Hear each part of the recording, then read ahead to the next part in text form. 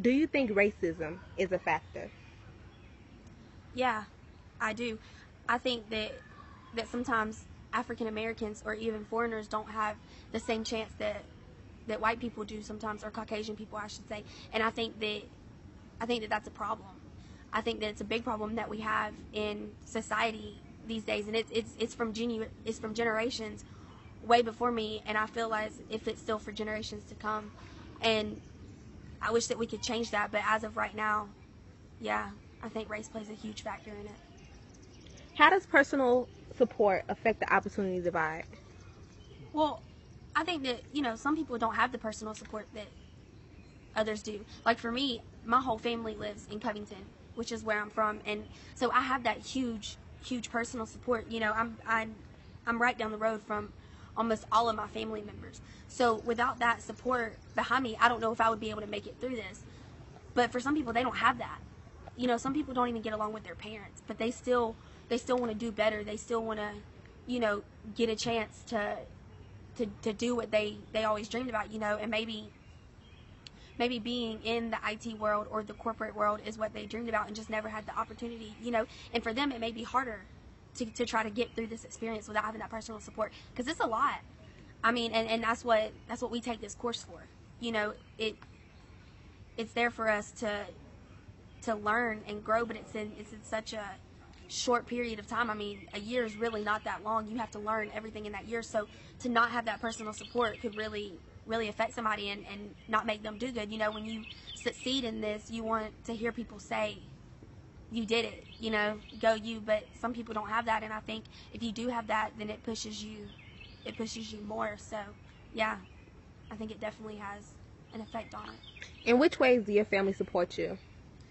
My family support me with, everything. They tell me congratulations all the time on where I'm at. They tell me, good job, I'm proud of you.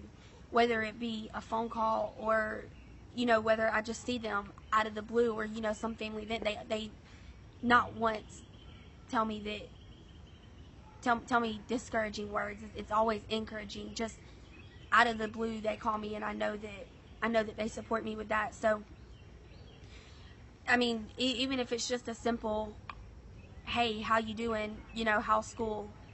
That's great. I'm proud of you. That's what really gets me behind. And then my mom, she's behind me every step of the way. She knows that I want to be in the city and, doing big things. So she stands behind my back to make sure that I'm doing what I need to be doing. She pushes me to go forward and go harder every day. So, from what we talked about, what are some issues that you faced here in Europe, in your Europe experience, rather? Well, first, like I said earlier, I live in Covington.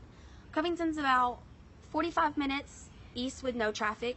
And when you add traffic in the mornings, it makes it, if I don't leave in time, up to an hour and a half, a 2-hour drive. So I have to leave my house earlier to beat the traffic and then get to school early to sit there, and at first I was like, this is so hard, but it trained me into being a better person. Like, I used to never be a morning person, and now I wake up early, and now I have time to go run, to exercise, to do things that I never got to do because I woke up so late and just wasted my day. So I'm thankful for that, but some other problems I face are, I had to cut down on work. I'm used to working 40 hours a week, and I had to cut that in half. And for me, like, losing that money was almost devastating, and it was a real, it was hard, and still is hard, learning how to budget and balance my money. So that was one thing, because I had to have gas to get up here. I had to pay to park, and I had to, still pay all my bills. So being at Europe kind of really helped with that. It helped me a lot. Thank you, Megan, for your time. My name is Brenai Cooper, and this is my interview.